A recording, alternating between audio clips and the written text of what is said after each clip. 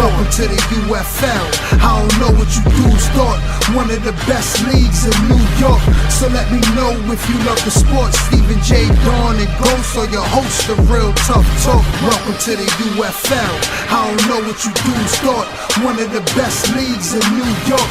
So let me know if you love the sports. Stephen J. Dawn and Ghost are your hosts of Real Tough Talk.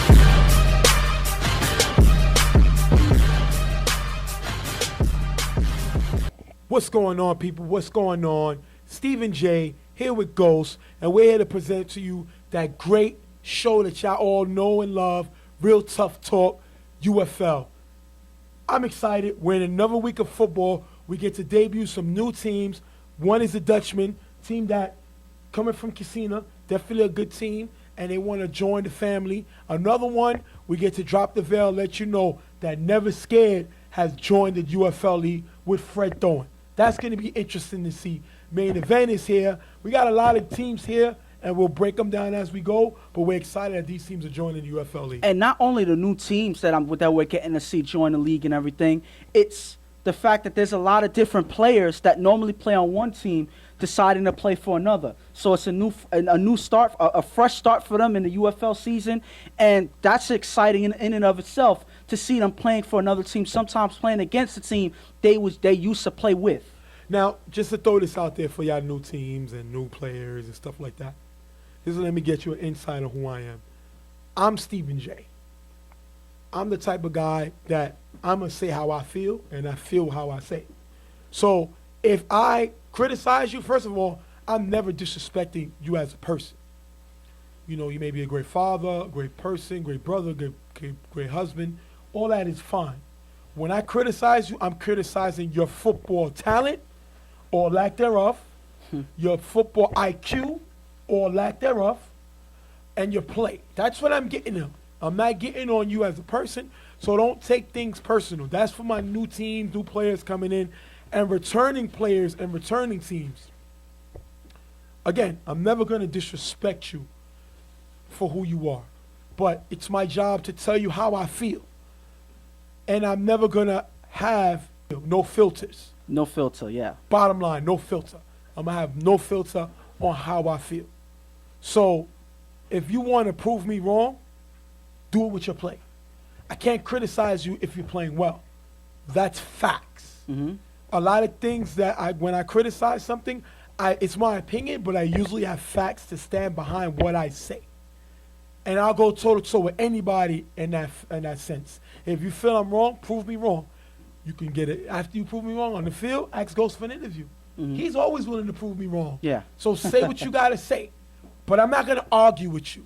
If you don't like what I say, I'm not going to go back, and I'm never going to be apologetic on how I feel, because I stand about how I feel, and that's why we wanted the highest shows here, because we're always going to give you how we feel, regardless if you like it or not. And the thing about it is, he's not the only one who gives criticism. Sometimes my criticism goes unnoticed. Yeah, but you're the nice guy. Yeah, but either way, now if you say something nasty and I'm agreeing with you, then you cannot dispute it. There's something wrong with your play if we're both in agreement on our criticism. So you got to take that, as what it is, because, I give criticism too. I may not be as animated as you, like you get kind of annoying when you're right about something, right, or when you feel strongly about something, you put it out there and you're very animated about it. Like you're a character that somebody just can't stand when they're right. But at the end of the day, it's just criticism in and of itself. So just take it as it is and just prove us wrong. That's your job. And I'm going, like I said, facts is facts. I'm going to say what I'm going to say. Bottom line. And listen, I love my mom, bottom line. But if she can't catch a cold in Alaska, butt naked eating the Snickers, I'm going to say it here. I don't care if she don't like it, I'm going to say it.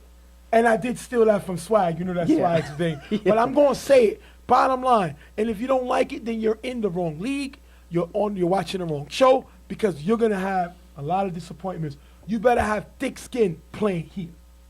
And pretty much at the end of the day, and I'm going to say it, in the end, just do your job, play your game, play hard, and play well, and we have nothing to say. I criticize Ghost on his Gary Coleman haircut. All the time. And his, ill button up. I'm going to get on him. and I criticized Jay on his hairline That's or not- lack thereof. That's not cool. That's like a disability. Right? Not being able to grow hair is like a disability. Would you make fun of somebody wearing glasses? That's not cool. Listen, Now you're getting a little below the belt. We're going to jump onto the first game now that we got all the mushy stuff out the window. And we're going to talk about Brotherhood versus Street Fam. The good part about this is Brotherhood and Street Fam, the players used to play together on a team called Brick Squad. well, Crazy did. Crazy yes. played with them, Yes. with Spaz and them on a team called Brick Squad. Crazy was the quarterback, Spaz was the tight end, but Spaz was also the backup quarterback. Now you see both guys starting and going at each other today. And it's just going to be interesting to see how these two face off because they kind of alternated because the Brick Squad team was actually TNA in the Brooklyn. Right. You know, so it was Spaz throwing then. They came to the Bronx. It was Crazy throwing in the Bronx. You know, got them to the playoffs. You know, they lost in the playoffs. But then now, Street Fam, with Spaz throwing, got them to the playoffs as well. They lost to Carver in the playoffs Right. a few years back. But, you know, now they're trying to see which is the better quarterback, and it's no better stage than to do it here in the UFL. We're going to jump right into the game right now. Second down, Crazy throws short to Manny, who runs for a nice gain in the first down. Yes, that's Manny. Carver Mob's Manny is on this Brotherhood team. His second game playing with them. He's here to play. He said he won his chips already. He wants to be a player. He wants to be used in different ways, and I don't kill him for going to the side. Is Brotherhood a championship team? No.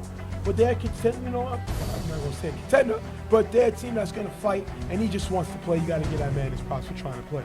Second down, Crazy on 4 rush, runs for a nice gain. Third down, Crazy throws a stretch in the gap for a decent gain. That's going to take us to last down. Crazy throws it up, knocked away by Prodigy, turnover, now is giving the ball back to Street Fam. Well, see, Crazy's trying to move the ball, chop the field up. You know, he's doing the right thing. Unfortunately, with this drive, it doesn't connect at the end. So this is something that Crazy has to keep trying, and hopefully his offense will click next time in the next drive for them to score. Street Fam gets the ball back. Spaz struggled last week versus Riot Squad. Hopefully they can turn it around today. We'll see. First down, Spaz throws deep to Shaw, who beats Stretch in the middle for a big gain in the first down. And this is what they're going to need for Shaw. I said Shaw was not the player that he was. The MVP was his MVP year. He wasn't that player last year. A lot of people said he fall off the mat. He has to make plays, and in order for Spaz to be successful, he needs his number one guy, Shaw, to make plays. He makes a big play here. Third down, Spaz finds Prodigy in the corner of the end zone for the touchdown, putting them up 7-zip with the extra point with the lead. And right here, they click in a couple of plays. That play with Shaw is the play that made the difference in this drive. They got a big chunk of yardage on that one, and all it took was Spaz to throw a couple of passes and find Prodigy in the end zone. That is a great way to start off your drive in response to Brotherhood coming short, and they take the lead. And Prodigy's the guy that I said should have won an award years ago, but it seems like he's never consistent. He has to be that player to take it to the next level. He has the ability to do it, but he just got to get it all together. And my problem with this defense is you hear the defense calling out the back of the end zone, but nobody responds. Yeah. And where the touchdown goes. Back in the end zone. Unbelievable. Giving the ball back to Brotherhood. Third down, Crazy throws short to Ziggy. It's dropped, picked off by Preacher, giving the ball back to Street Fam. You got to make this catch.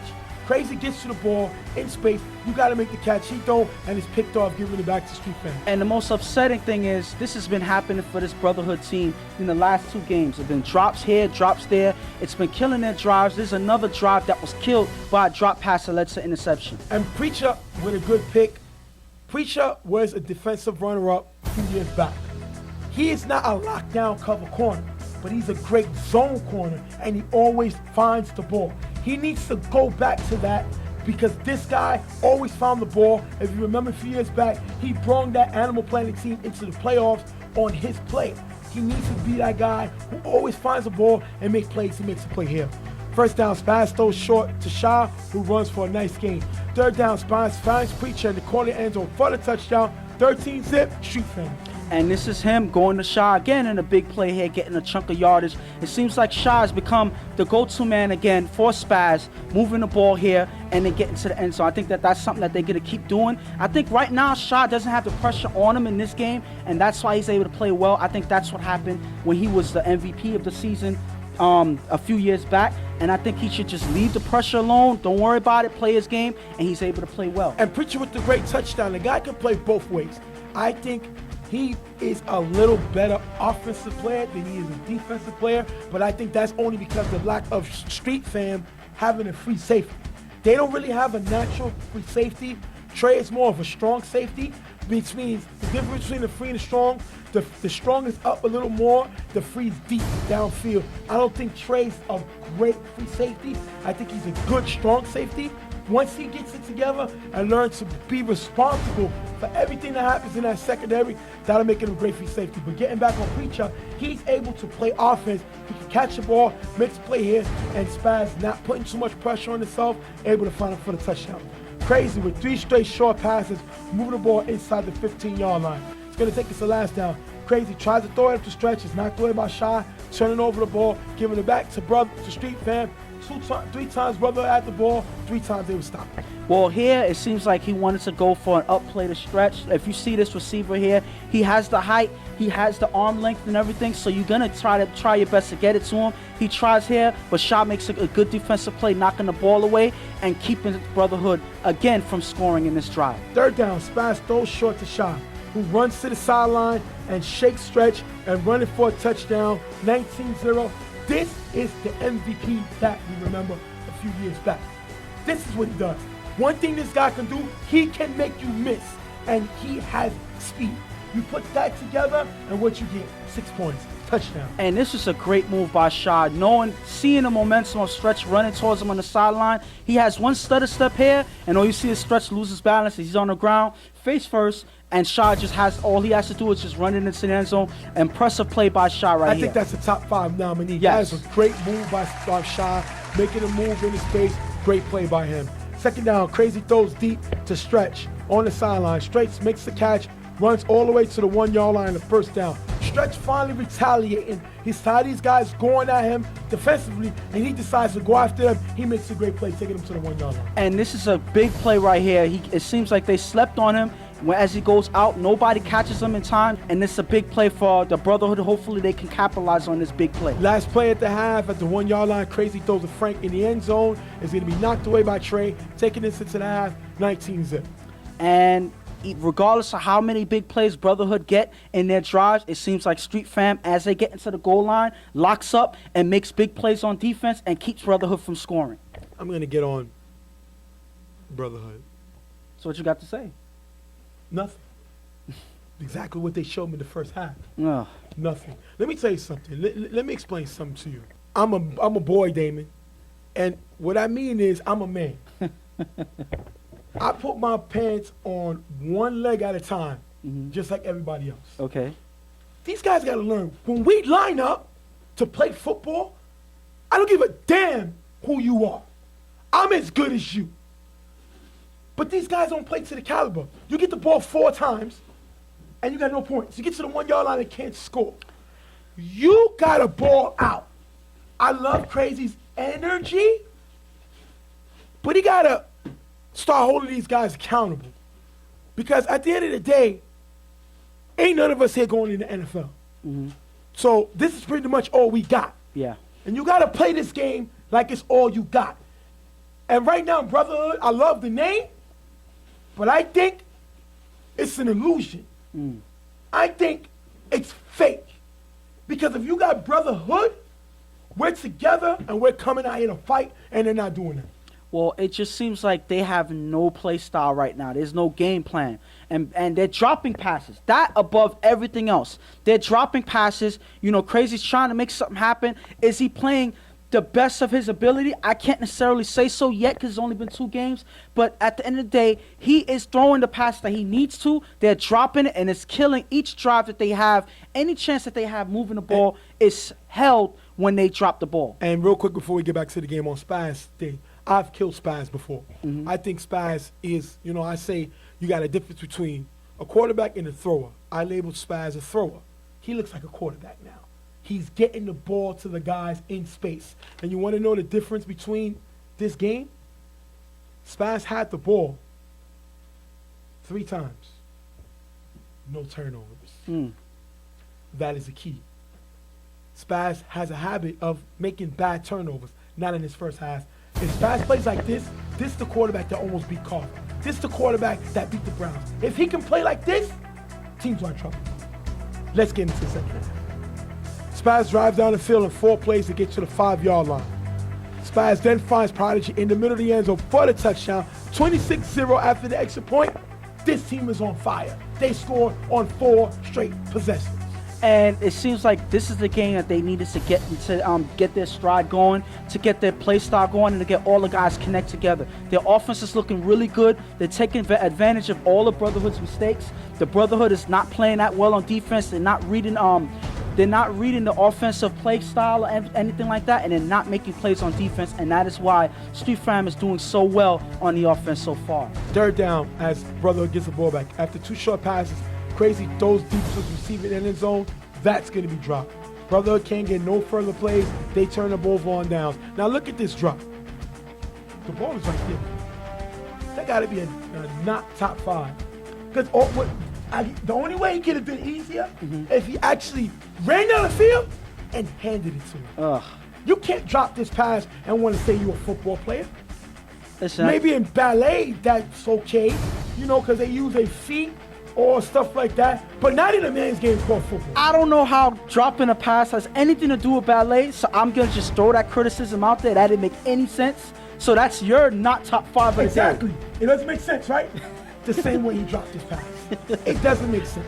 That's the point. It may be okay in ballet or in boomerang or in croquet or whatever. But in football, I think you got to catch the ball. That's just what I've been told. I got to find somebody who plays professional boomerang. That'll be a good thing to understand. Second down, Spaz throws deep to Shaw, catches it over Crazy for a big gain in the first down.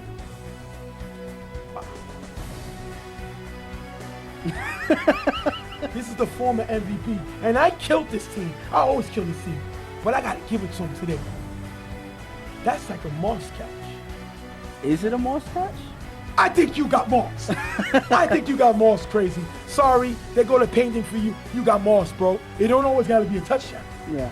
It just got to be a catch on your neck. And I think you got Moss there first down. Listen, he tried his best to make something happen. Shaw was open on that play. He gets there just in time to try to make something happen, but it was too late. Spaz puts it right where only Shaw can get it. There's no way to defend that. That's just a great offensive play there. Street Fam can't get in the end zone the next 4 downs, turnover 1 down, but it's still 26-0. This is Brotherhood's first stop of the game. 5 times Street Fam had the ball, they only stopped them once.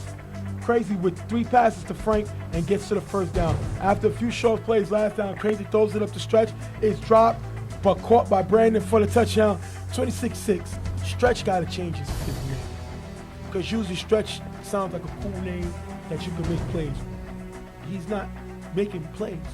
He dropped his ball. And I guess God, because we're Christian league, decided, he wants to see some effort. And somebody must have been praying because Brandon's able to catch this for the touchdown. Other than that, this would be a no-score game. 26-6. Brotherhood needs to take that to church and pray because right now they're looking atrocious. And my beef is they got players. They got guys that play ball. They didn't look like that. And I'm just going to be short and say, are you saying that God is the only thing that they have on their side in this game right now? Well, all teams got God on their side here, but sometimes he feels like he got to give you a little more help because you can't do it on your own. Okay. Brotherhood tries the onside, is recovered by Prodigy, who pitches to Shy, who walks off of blockers, runs it all the way back to the end zone for the touchdown, 32-6. Wow, that's great blocking. This Shy is the MVP that I remember who ran away with the MVP votes that year. 32-6, Street Fan. And just this play here, it just shows the whole. If you look at, if you want to define the whole game in one play, this is the play right here. The ball falls into his Prodigy's hands. He passes it to Shaw, and Shaw with a wall of blockers. There's nothing that Brotherhood can do. It's just Shaw running on the sideline for the end zone. It was that easy for them. They were able to do almost everything right in this game. They only turned the ball over once, and this is the way Street Fam has to play from here on in. Brotherhood got to pick it up. They got to at least get one successful drive without any drop passes. I think that's what kills the morale on this team, and that's what throws everything off. They got to give their defense a break because other than that, it's going to be games like this throughout the season. What do you got to say? Brotherhood played YMM last week. Mm-hmm. They played a tough game. Yeah. They played well. YMM is a better team. YMM is the Eastern Conference champs. They went to the chip last year. Granted, Santana wasn't there. Rico wasn't there. But they still had Jeremy. They still had Jesse. As everybody knows, it's Kaka. I hate calling him that. Brandon. They still had some ball players. Mm-hmm. And they had their quarterback. Yeah. YMM had their new quarterback. Corey, yes. Corey. And Brotherhood played a great game. This game, they played terrible.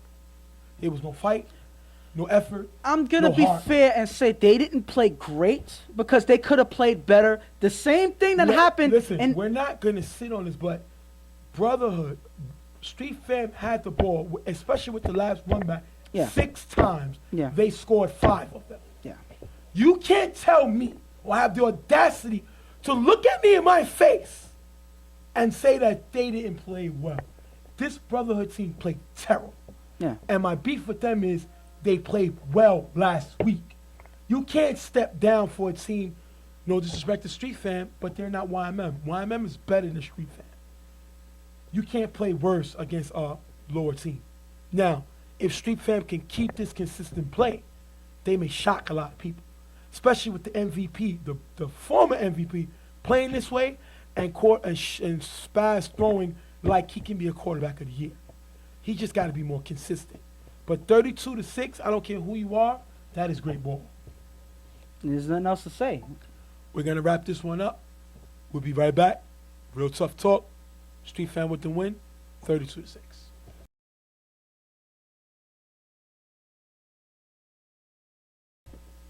Welcome back. Stephen J. Ghost, Real Tough Talk. Brought to you today by StephenJ'sTheMan.com. Stephen, I'm reading this. This is really on this paper. StephenJ'sTheMan.com. Go check it out if you want to know that Stephen J is the man. Even though that website doesn't exist. It does exist. No, it doesn't. StephenJ'sTheMan.com. Check it out. Okay. Next game up is going to have Them Getters versus Violators. Them Getters coming in off of a loss last week. Violators coming off a loss last week. This team has history. Last year, Violators bumped Them Getters out the playoffs. And a few years before, Them Getters bumped Violators out the playoffs. Yeah. So these teams got history. You know, they last year Violators beat them. Years previous, Them Getters beat them. So this team got history. I don't think they really like each other that much. Listen, So I would say it's a little rivalry. yes, rivalry is the least you could say. 'Cause Right. this team, again, they play hard against each other. They fight each other sometimes even. You know, these teams are looking to beat each other in the worst way. So, on the field, I would say. But at the end of the day, it's hard to say that it's still a rivalry because Them Getters, it seems like every year they scale back in terms of attendance. And it seems like in this game, it's another proof of that. They only have 5 guys to start this game, you know? So it's going to be hard to say that this is going to be a rivalry when Them Getters can barely compete because they don't have enough guys coming to the game. This was claimed as a top team for years back. Nobody talks about them being in the top caliber. I'm surprised with Hollywood because he's usually good at picking up players. Before he was able to get Megatron, they have Rubio, you know, they have Trackstar. Now there's no Megatron here. There's no Rubio. He's gone. Los is gone. You know, they had Shannon before. Shannon is gone. You know, they had Swiss. So this team had talent before. It just doesn't seem like he's able to bring talent. He brought Reggie in. Yeah. Reggie won't be here today, but Reggie's his quarterback. But Reggie may be here a few seasons too late. But I'm going to say this. First of all, about Reggie, there's a reason why he's not here. That day, Saturday, was his 50th birthday. Wow. So he was celebrating his 50th birthday. So you can't expect the man to be here when he's celebrating his big 5-0. Well, we're gonna wish Reggie a very big happy birthday. Yes. I'll have Ghost put up a few shots of Reggie. Happy birthday. 50 is a big number, man. To be able to make 50 and you're still playing this game, that's great, man. Much love to you. And on Violet's side, they got Lou at starting quarterback. Lou threw very well last week. Too many drop touchdowns. He brings his guy Bo this week, though. That kid Bo is nasty, and now that he got Lou with him, they're together again. Yeah.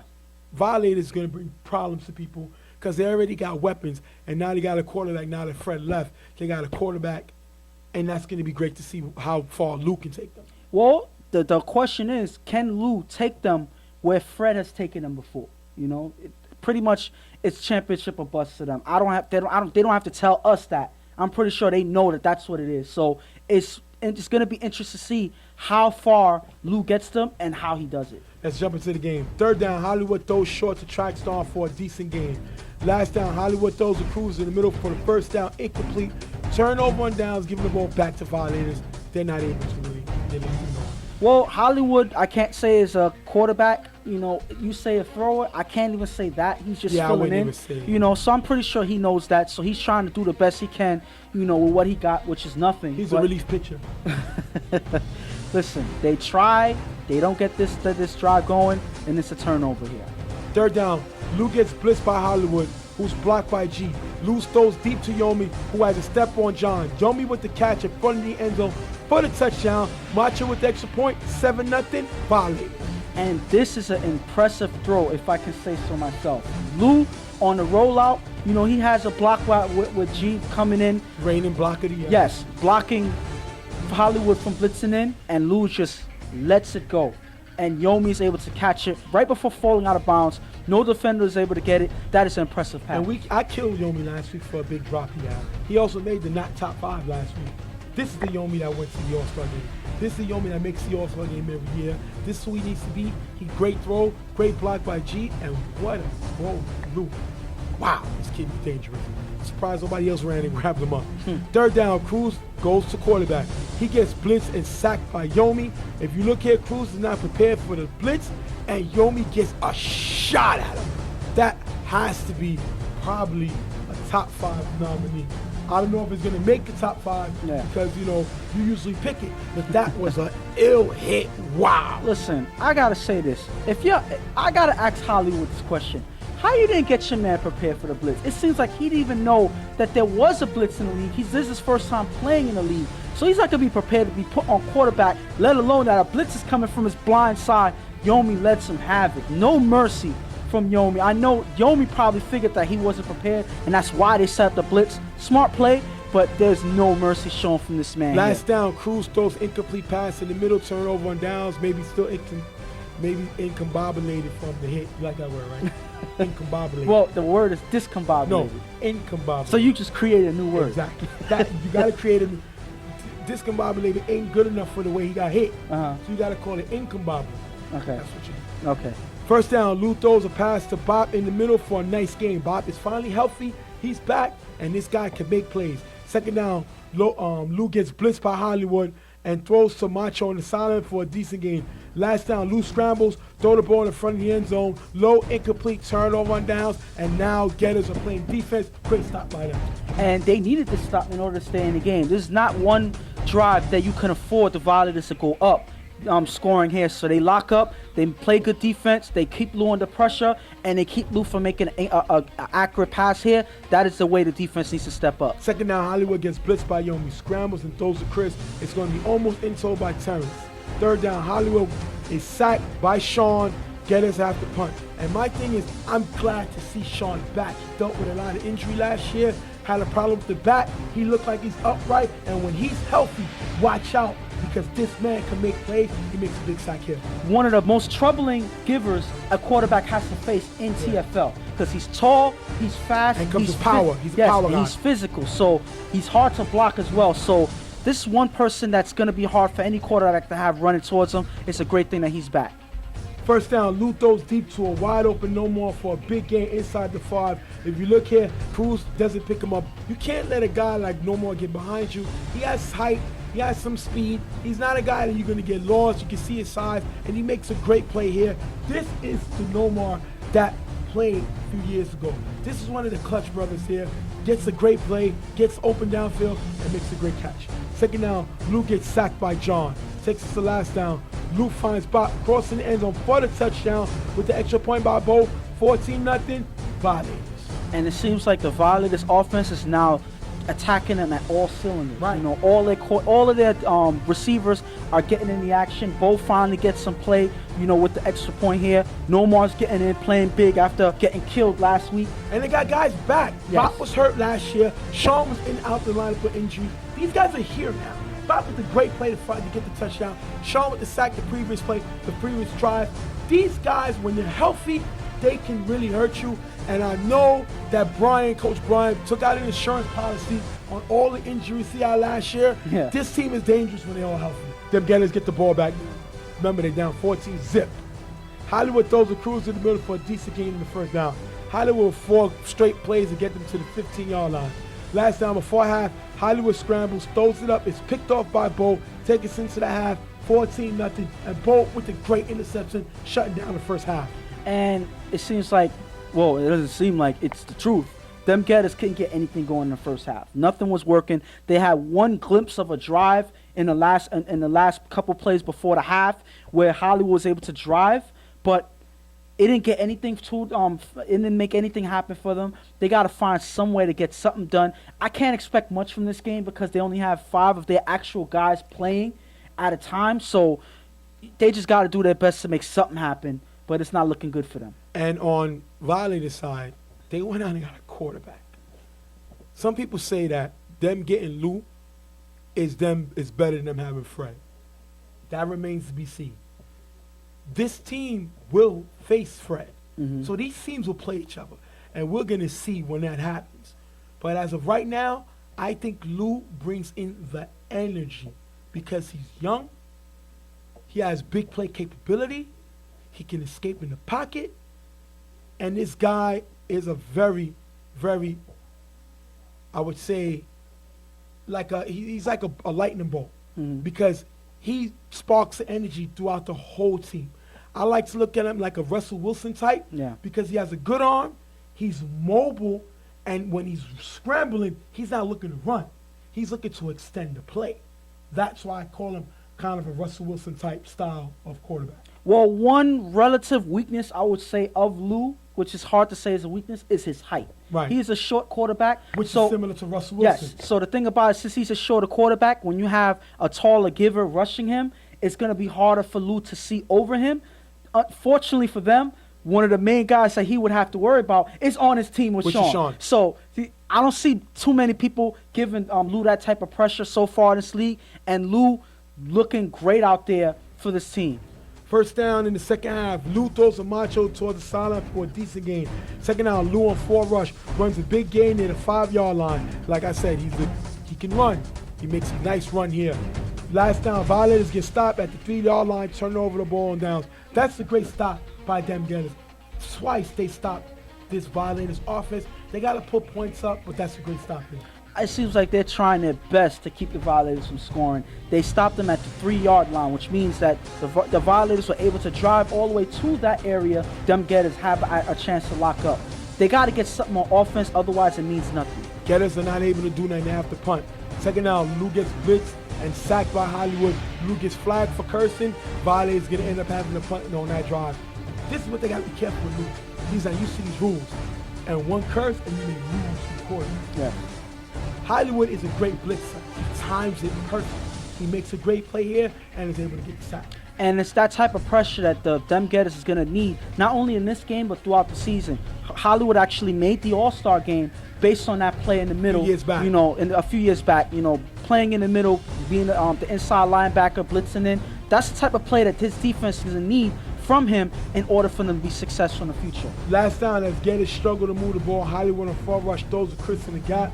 That's going to be dropped and turnover. You're struggling on offensive end. It's hard for you to make plays. You have to be able to help the quarterback out. They don't. The ball is dropped, turnover. I can't see anything going right for them Getters at this point. Nothing's working for them. Now they're starting to drop passes. You know, it's unfortunate that they're trying their best with 5 guys, but you would think that they could get something going. Unfortunate for them that they don't. First down, Lou with a quick pitch to Bolt, and with blocking, runs on the sideline into the end zone for the touchdown, 20-0. And this is problem. I'm gonna tell you why. You got a great quarterback in Lou throwing him. You got Jomi, all-star, Nomar, all-star. Macho, reigning MVP, Sean, former All-Star. So you got 3 former All-Stars. You have Lou. So this guy, they can throw the ball. But now you have Bo, who can get the ball in space and make people miss. And you got Chi, who is a reigning blocker of the year blocking. This team, which not really been known for their offense, can shoot out with teams, 20-0. And these are the pickups that they need. It seems like Brian knew what he was missing last year, and he made it happen, because this is one of the reasons why Macho became the MVP for their team last year. Because he had to do everything. They didn't really have any other playmakers, or at least consistent playmakers. Now they have him here, and they have a quarterback that can make every player better on their offense. So you said Fred don't bring. I'm not going to say that, but again, Fred had, because Lou's play is completely different from Fred, he brings a different atmosphere to this offense. And I think that that's the type of atmosphere that they need moving forward so far. Third down, Hollywood throws deep to track star with Terrence on him. That one is dropped. After getting the first down, Hollywood throws it up. It's picked off by Yomi, ending the game. Violators with the win, 20-0. And this is the type of play we want to see from Violators. I mean, obviously, them getters was short. They didn't even have a quarterback today, and Reggie, celebrating his 50th birthday. But the Violators did what they were supposed to do. No mercy. You play the team in front of you, and they do pretty much everything right. Lou was accurate in his passes. When he was under pressure, you have receivers catching the ball. You have Nomar and Yomi stepping up. You have Bo, being Bo, making guys miss, running the ball, creating space for himself. It seems like everything that could have went right for this team went right in this game. Them getters. Hollywood got to go get more talent. This is not a talented team. They're 0-2. It's hard for them to get guys out. Hollywood doesn't have quit in him. So he's going to work. He's going to get the pieces they need. But we're coming into week 3. Yeah, he's running out of time. The roster is going to be locked. He already has Reggie, so he doesn't have to worry about that. Quarterback. There's rumors that he's trying to get Dre from the Lions. Mm-hmm. But sources told me that they heard that Dre's not even sure if he's coming. Mm. And that's my source has very good insight. Mm. He doesn't think Dre is going to come. They need Dre because Dre brings other types of players with him. Hollywood need more talent. Because if Reggie's a great quarterback, but if you think Reggie can take him to a chip with lack of talent, he's mistaken. This team will make the playoffs, but one, they're going to be a wild card team, which means you have to play 2 games in 1 day. You don't want that. And if they win the wild card, now you got to play a top seed. So Hollywood needs to get it together because now the clock starts ticking now because we're in week 3 coming up and your team's 0-2. I mean, there's nothing else to say. They have to get guys to come out. We had pretty much their main star, Megatron. I haven't seen him here a full season since the first season they were in the league. So that's troubling enough, regardless of injury or anything else. The point is consistency in attendance has been them getters' weakness since the first time they went to the Final Four. So that has to fix if them getters is going to have any chance of competing in this league. And Violators look good. This is the offense that we expected them to be. They just got to watch Lou with the curse because that is your quarterback. And if you lose him, you have problems. You have Yomi that's there to back him up if he does get thrown out. But Lou's better than Yomi at quarterback. And Yomi's one of the best offensive weapons on his team. So if Yomi has to throw, you lose him as a receiver. And right now, he's a top weapon here. And this is a championship team if they keep it like this. That being said, we're going to take our next break. We'll be right back. Real Tough Talk.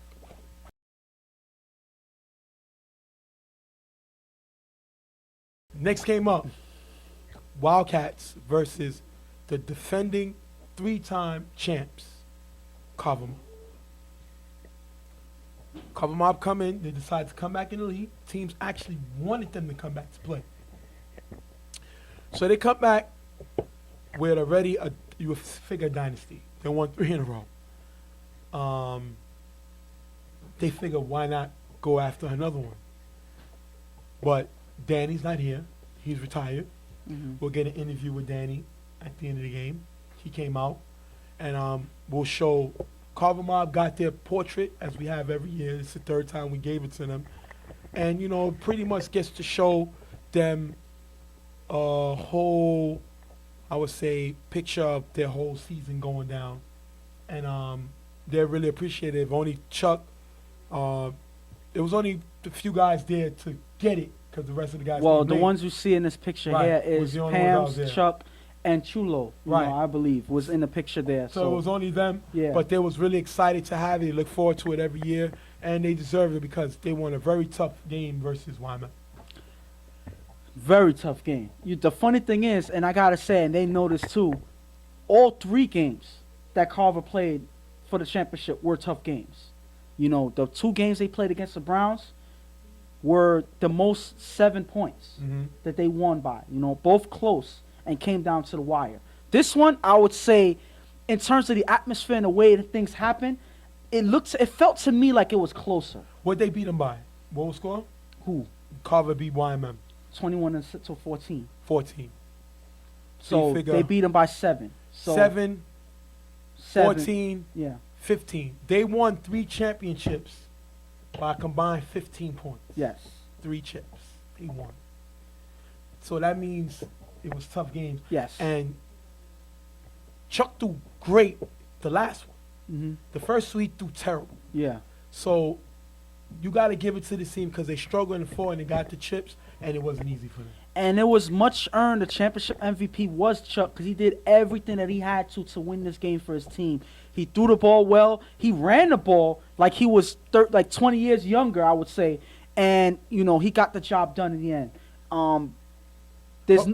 Sorry, let's cut you off. Yeah. But previously, before that, the MVPs were 2 defensive guys, which Yes. is Joe Blow and Alvaro. Yeah. So they won games based on their defense. Yeah, and that's the big change of pace to have Chuck step up. You know, he had 2 defenses in the Browns, you know, have him struggling. You know, he was able to score 15 points in the first championship game, you know, but that was it. He struggled throughout. You Right. know, the second game, he only was able to score 7 points. Right. And that was because of one big pass by Yep. Angel that got him downfield. Otherwise, this probably been a different game. This game, Chuck got the job done. Yeah. Throwing 2 touchdowns and running 1 in. There's nothing better that a quarterback can do in a championship game. So now we get off of that mushy stuff. We had to get a team they props. You like the mushy stuff, No, I hate the mushy Of stuff. course. They play a Wildcats team. That's new. That they're not a championship contender, but they play ball. They hit the ball out. And, you know, Carver's short-handed. That Pams is going to play. Mm-hmm.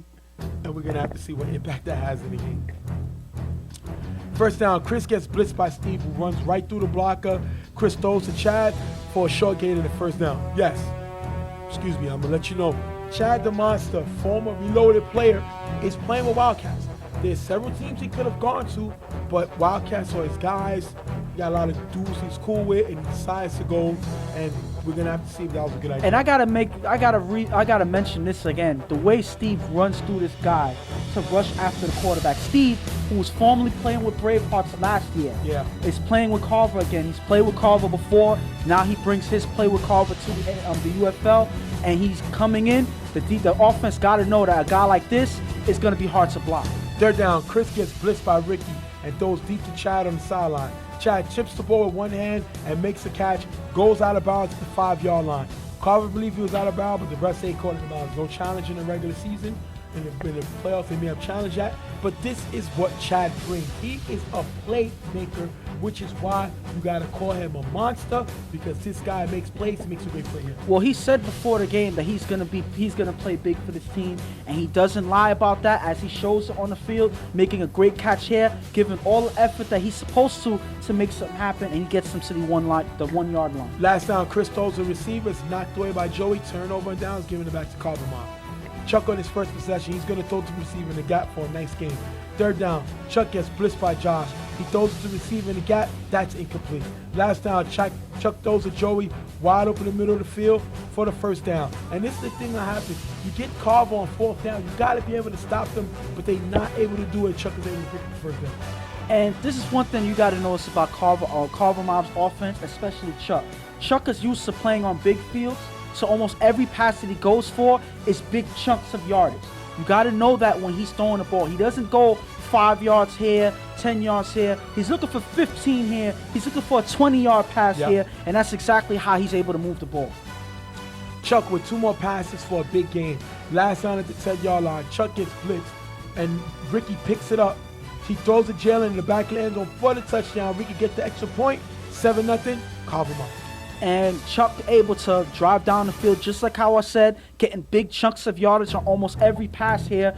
And now they have an opportunity to get the touchdown here, pretty much with an advantage in the down count, and he's able to connect with Jaden here. Jalen with the great play. Jalen, Jalen came from grind time. Yes. He plays with the grind time guys. And the thing about that I'm going to say about Jalen is Carver's been getting up there in age. You know, you're intelligent. And you can win chips on intelligence, but you need to bring in more talent and playmakers. They don't have Rico, no Jeremy, no Bones is still with them, sort of. Bones plays with Wyman in this league. But they don't have Rico, Jeremy, Bones in this league. They got to get more athletic. They got to get guys able to make plays, especially with them losing games. Jalen is another type of animal. The guy's got speed, he's lanky, he's long, and he makes plays here. He's able to make a touchdown here. A great play by him. Second down, Chris is going to throw the receiver in the middle. It's going to go right through his hands, picked off by Jalen, giving the ball back to Carver Mob. Jalen got the touchdown, Jalen got the interception. Great play by him, but the receiver has to catch this ball. It was a good throw by Chris, and they don't, and it's picked off. And that's unfortunate because that could have been a big play for their offense. He was open in the middle. It was a kind of a high pass. You know, he jumps for it, but it was right through his hands. He timed it wrong. He misses that pass. That's a killer when you're trying to move your offense down the field against a team like Carver Mount. Chuck with 3 passes gets them to the 35-yard line. Third down, Chuck gets blitzed by Josh and throws to Butter on the sideline. Will takes the ball from Butter for the interception, giving him back the ball back to Wildcat. And that is a great play by Will. Now, Butter is the new guy on Carver. They say that's their new man, that's the new go-to guy, basically another top player that they're bringing in. I guess Will didn't get that memo because he took the ball away from Butter like he was about to put him on timeout and send him in the corner. That is a great play by Will to take it away from Carver's new guy and sit him down on timeout. It's either he didn't know who he was or he didn't care. He went right for that. That was a great defensive play. He was there in the vicinity, and he gets the job done by taking and snatching this ball from Butter. This would have been a different play if Will didn't give the effort to get that ball. He does and gets his offense back on the field. First down, Chris throws the mic on the sign up for a nice gain in the first down. Chris then with 2 plays gets him to the 20-yard line. Third down, Chris gets blitzed by Ricky, throws the Chad in the corner end zone for the touchdown. 7-6, taking us into the half. Great throw by Chris. Chad getting involved in the offense once again. Puts the team back in the game. 7-6. And this is all because of Will getting that interception. Yes, sir. It could have been Carver Mob going up 2 scores into the game, into the half, but instead Will gets the interception. They drive down the field. Chad gets the touchdown. This is a good formula that they're having, and they're playing. Even though Carver's short, they're still Carver Mob, and you always play the team in front of you. This team is here to play, and they're here to try their best to get a win no matter who's in front of them. Carver's short, we're going to say that, but they're playing down to the level. They're going to allowing Wildcats to feel confident about themselves. And one thing Chad is going to bring is he's going to bring the noise and the energy and make plays, and he's doing that here. That's going to take us into the half. Second half, first down, Chuck on 4 rush, throws the ball in the middle. Butter shakes 2 guys in the middle, and with blockers down the field, runs it into the end zone. That's going to be a top 5 nominee. Great play by Butter. I guess he heard what we said about him, and he showed why Carver went out and picked him up, and he makes a play here. Well, the Carver said that this is the new guy on their team, and he shows why he is their new guy on this team because he not only gets this ball, but he shakes 2 defenders, runs, uses the blockers to his advantage and cuts to the end zone. That is a big play right there. That is a playmaker play. That is a top 5 play. That is a play that you would call a playmaker play. You give it to Butter. He's showing why he is called this new guy. An extra point, which we never show. Look at this play. We never show extra points left to give. It's not a big play, but look, that's a 2-point conversion. Yeah. But look who ran the route. That's Pams on the field, playing offense. And he makes a play here for the 2-point conversion, 15-6. The guys go crazy on the field. Listen to the energy. Got him.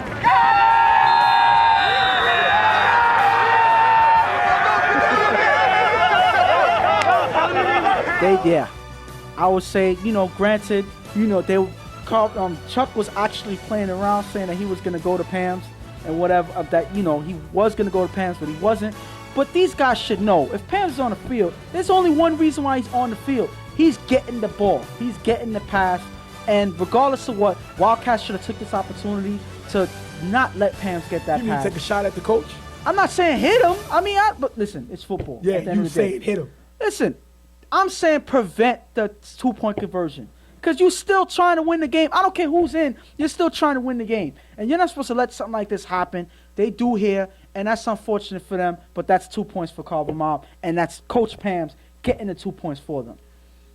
Wow. And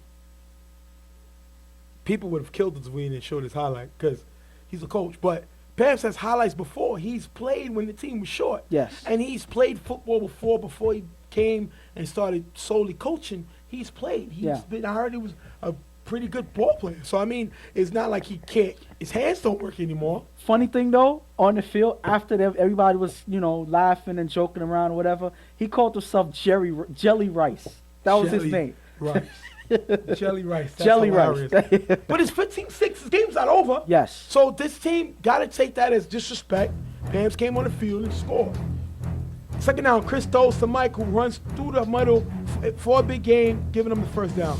Wildcats get to the 4-yard line. And on third down, Chris tries to run a touchdown at the 5-yard line, but it's lost it down. If you look here, Chad was open. You cannot run the ball inside of the 5. I know the Wildcats are just new, they're learning, but if you look here, the monster's open. Yes. You got to feed that monster. And the thing is, because they were so adamant about running the ball, they missed the opportunity to score here. I think it's just a short dump off to Chad right there. That's an easy touchdown there. But they were so adamant to run. I think that was the whole game plan all along. They kind of lost place with the fact that you cannot run inside the 5. There's guys that played in the UFL before. They know our rules. I know Sean, who used to play with Reckless, is on this team. Chad is on this team. So they have guys who played in this league who know the rules. They should have informed their quarterback that you can't run. Unfortunately, that's a loss down there. Last down, Chris throws a Mike in the corner. It's knocked away, turnover on downs.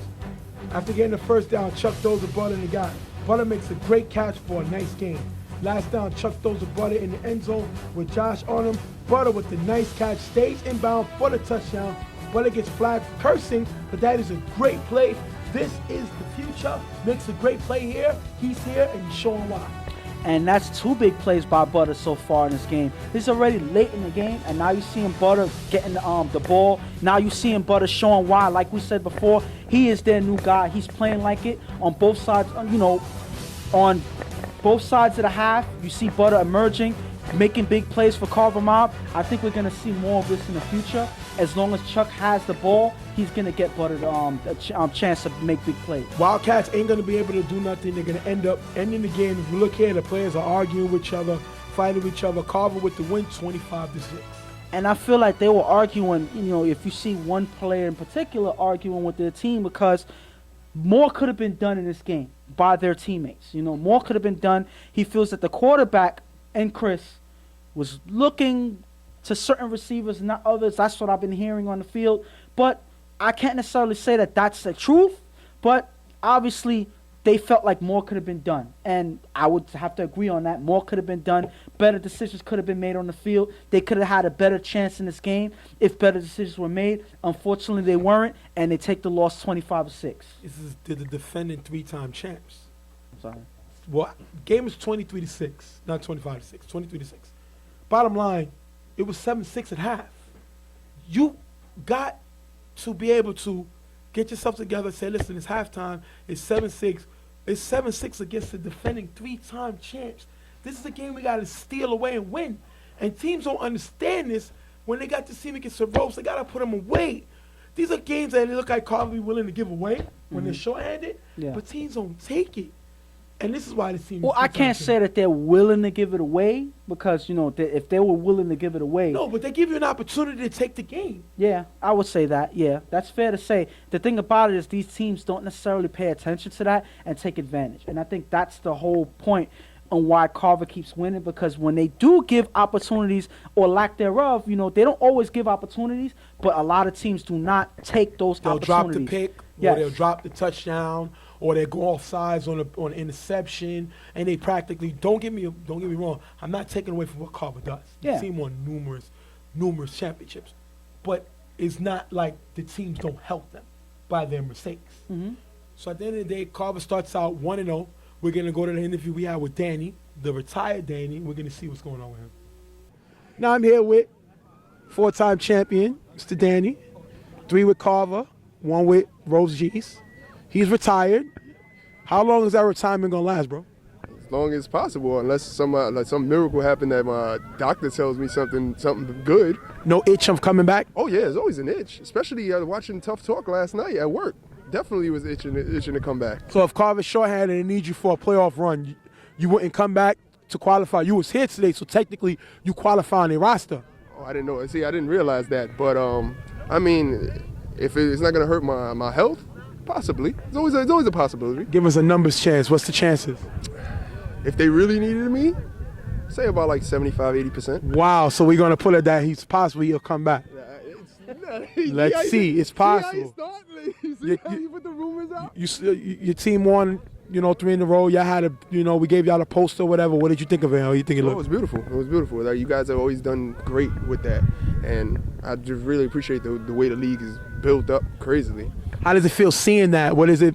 Does it just cement the win that you actually won another title? Yeah, definitely, especially that being my last one. That was definitely like it culminated everything. Even though your team was shorthanded, they still came away with the win. It seems like your team doesn't really play down to the competition. They play every game like it's their last game. Is that based on experience, playing so long? What would you say? That's a little bit of everything. It's like playing down, and we feel like we coming out every game because every team is coming out like we the champs. All right, so we got to beat them. So they playing like every game is a chip, so we got to play like every game is a chip. Last question. Go better than you. We always know that's a lie. That's a lie. Will your team be able to replace you? Last question. Obviously, yeah. I mean, Obviously, that's a diplomatic answer. I'm gonna say if I'm gonna play selfishly, no, but I'm pretty sure my team would definitely could replace me if I need. Carver's back in the chip this year? Hell yeah. We'll see. That remains to be seen. They're a 3-time champs, but it's a lot of new teams here. We're going to have to see what that way. We're going to thank Danny for being here with us. Congrats on the retirement. He'll be back. Mark it here a week. He'll be back. See you on the site. I think Danny's coming back. I think Danny's coming I don't back. know. I don't know. It didn't. I didn't hear it in his heart that he could come back. He's worried about his health. Will be back. Okay, let's just answer me this question. You've been in that position before. Why don't you play football anymore? Why haven't you come back? Well, when I retired, I was older than Danny. My body couldn't do it anymore. And I was at an age where reffing gave me another opportunity. I had hit a peak, and I was like, you know what? It's time for me to turn the corner and try something different because another opportunity presented itself. Danny's young. Mm-hmm. He don't have to worry about reffing. That's something down the line he could do. Okay. Right now, he has an opportunity, and this team can help. He can help this team. But I'm going to say this. Look at the key words that you just said. One of your sentences was your body couldn't do it anymore. Right. That's what you said. And you can't tell another man that he's wrong for feeling that I same don't way feel he's about wrong. his body. I just think he's This is coming my back. point. If he feels that his body can't do it anymore, and he said that, he has, issues with his back and whatever, he feels that his body can't do it no more. And when you use that type of language, that's when you know it's over. When I retired, after I won the championship with the Rebels, when I retired, it was no way I was coming back. No way. You knew this. Okay. My family knew this. It didn't matter if the team needed me. I was done. You heard what Danny said. If the team needs him, there was a 0% chance I was coming back. Mm-hmm. Once you put a percentage Yeah. on it, you're leaving the door open for it to happen. He didn't say 0%, no chance of coming back, and then, okay, I changed my man. A man is able to change his mind. Mm-hmm. He gave you a percentage, Mm. which means that itch is there. Yeah. And especially when it gets down the line and the team needs it. I Guys get hurt. feel regardless of what, I think this team can still use him. Even if he's not playing, He is a great defensive mind, probably one of the best in TFL, especially for his team. And I think regardless of if he plays or not, I think he needs to be a part of this team. He'll be back. We're going to go into the next break. Carver Mob, the defending 3-time champs with the win, 23-6. We'll be right back. Real Tough Talk.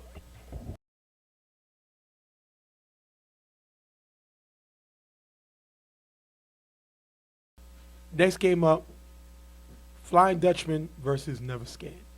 Now, Never Scared, this is their debut. Flying Dutchman, this is their debut. And I just, when I think of Flying Dutchman, I just think of that ghost from SpongeBob. Remember that? The Flying Dutchman? Maybe that's where they got the name No, from. they probably did, but I just, the character was kind of, scary. If you think that's scary, then you shouldn't be watching No, cartoons I mean, at all. I thought he was a scary cartoon character. Let me see if you can show a picture. Isn't that scary? You should be ashamed of yourself. No, I'm not saying I'm scared of him. I'm saying for kids, that's a scary character.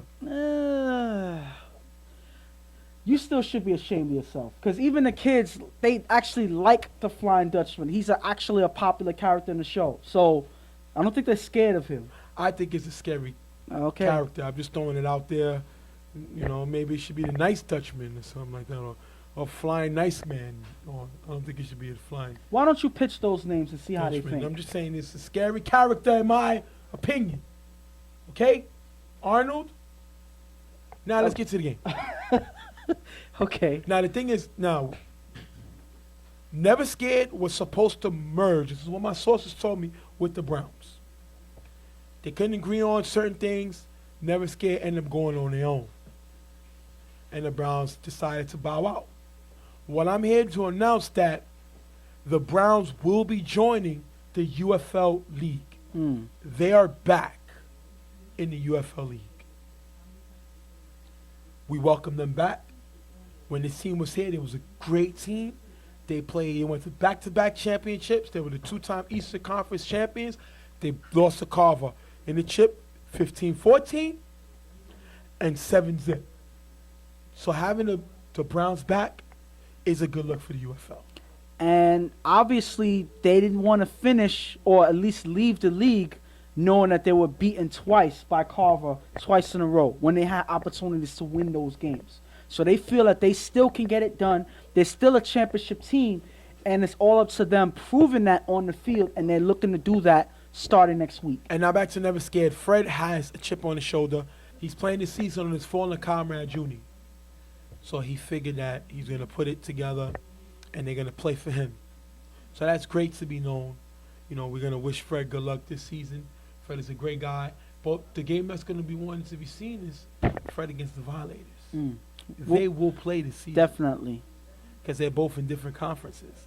So the out-of-conference game, and I'm naming it right now, the 3 games that we got picked so far will be 1, Violators and Never Scared,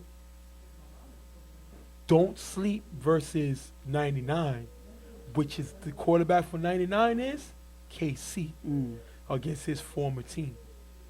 And then you're going to see another huge one, YMM versus High Rollers. Who's the starting quarterback for High Rollers? Nelson. So those are some out-of-conference games that you will have an opportunity to see. So that's going to be great. The funny thing is, it seems like whoever's making the schedule is doing these things on purpose. I don't know who he is or she is, but they know how to set some games up. Now we're going to jump back into this game. We're going to jump into it. 3rd down, Anton gets blitzed and sacked by Pedro, taking this to 4th down. 4th down, Anton throws a pass, which is blocked by the giver. Turnover on downs, giving the ball back to Never Scared. That is a great play by this Never Scared defense. Anton said he's not the real quarterback of this team. His quarterback will be here next week. But at the end of the day, Never Scared was able to make a stop. Great play by them. And this is a way of catching the Dutchman off guard. With the first drive, I think Anton probably saw something on that last play, but we would never know because the giver doesn't give a chance for that ball to leave his vicinity, and he's able to knock it down, turnover on downs here. 1st down with 2 short passes to Rico to get them to the 10-yard line. Last down, Fred throws to Wise in front of the end zone. You're going to see Wise jump up and make the catch.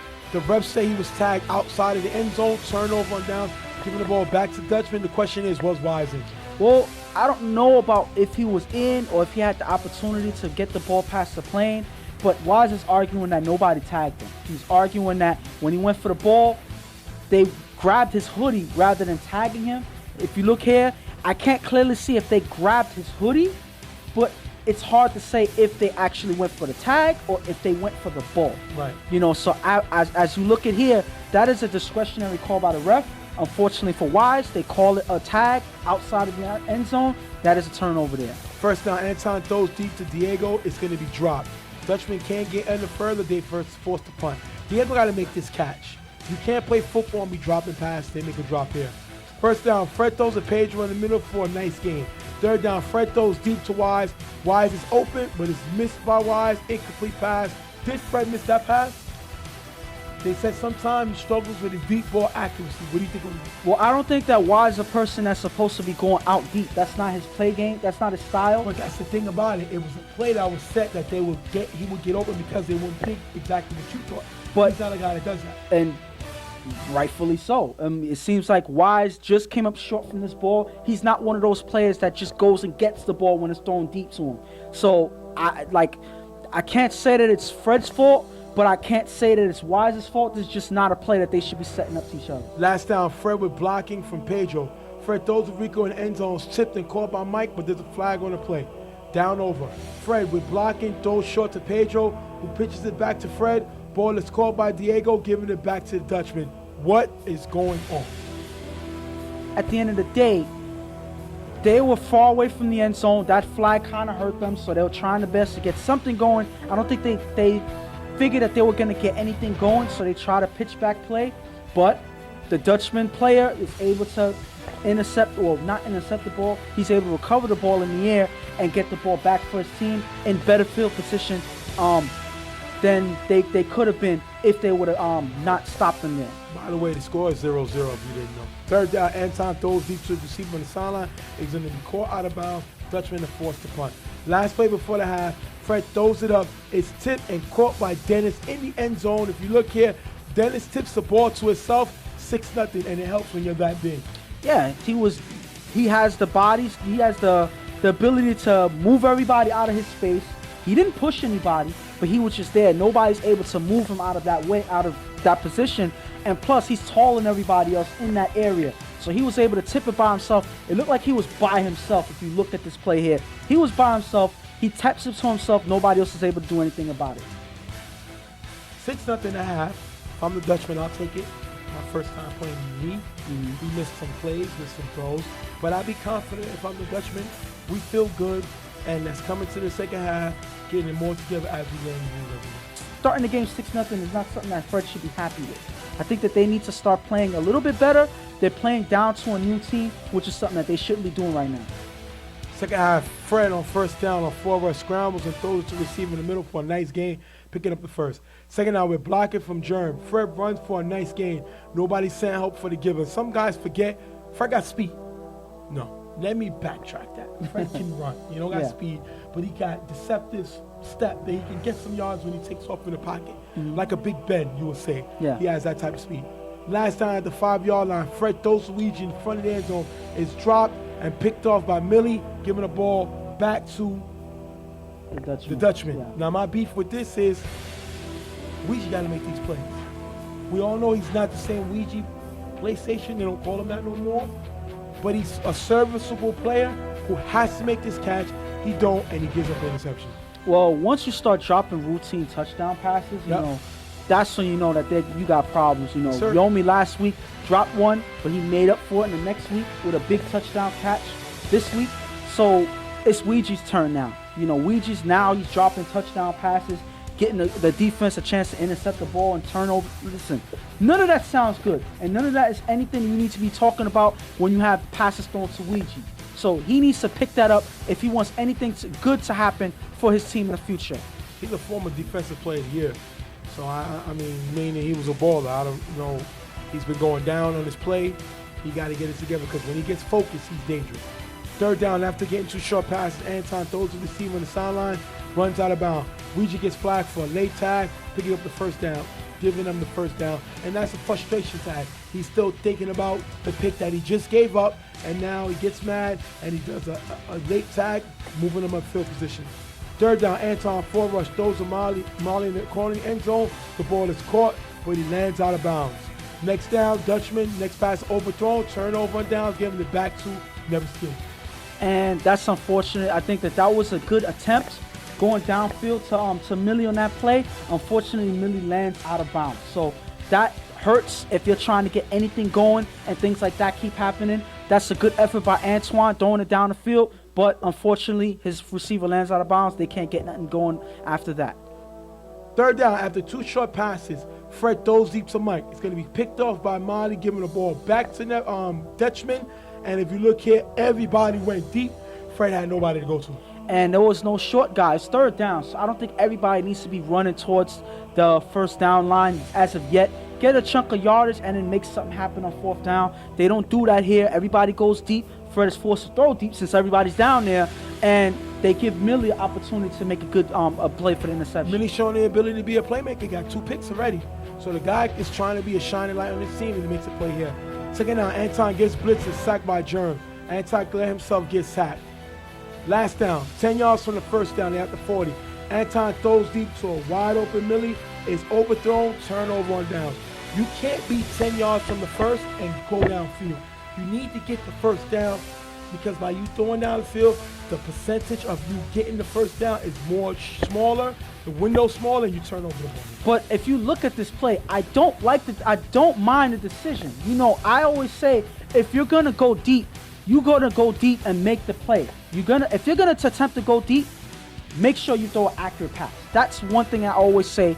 Here, Millie is wide open.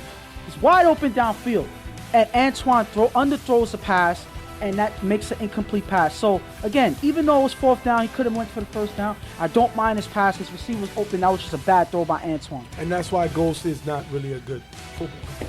You got to get the first Look down. at the play. You already said that we already know that Anton is not a quarterback. He's not the quarterback of this team. He's not the starting quarterback. Your job is to keep the chains moving. You're down. You're already losing, but you're losing by what? Touchdown. You don't need to get it all in one play. You need to get the first down. He don't, and it's a turnover. Next down, Fred drives to the 10-yard line with 2 passes. Then Fred finds Norm in the corner of the end zone for the touchdown, putting them up 12-zip. And Fred finally takes the opportunity to take advantage of the lack of good play by the Dutchman. Dutchman is struggling on offense. Fred is able to capitalize on his side and get Norm the touchdown pass. Norm with a great catch before falling out of bounds. That is a great play there. First down, Anton throws Isaiah on the sideline. It's picked off by Mike, giving the ball back to Never Scared. Pretty much ending the game, 12-zip, Never Scared, come away with the win. This could have been a better game for Never Scared, but this is their first game in the season so far. So I think that they have to get the jitters out. They have to get their timing better. They have to make their decisions a little bit better. Like that one where everybody went deep. I think that they need to fix that, because there's opportunities for them to get a chunk of yardage and give Fred a better target. So I think even the play where Wise was able to miss that deep pass, I think those things can be fixed. The timing just needs to be a little bit better, but I don't think that they need to worry. I think that they can fix that in the future. I'm not going to kill Dutchman too much. New team, new rules, new style. It was okay. They missed some plays. I like that guy Millie, two interceptions. Mm-hmm. Showed his speed getting open downfield. Anton wasn't able to get him the ball. But this team is impressive. I was impressed. I wasn't blown away, but I was impressed. The team shows capabilities, some playmakers, and once they get their quarterback, then we see what they have, because this field is so big and so wide. If you have a quarterback, you can put up points. But the funny thing is, Antoine said that he's not their quarterback. But in the beginning of the game, it's hard to say that, because he made some good throws out there. They were just dropping certain passes, But he made some good throws. So it's hard to say that he's not their quarterback. I didn't believe so at first, but I got to see who they bring in for me to be convinced that, hey, that's not our quarterback. This is our quarterback. We'll see next week. 12-zip, Never Scared, new team in. They get the win over Dutchman. We're going to be right back. Real Tough Talk.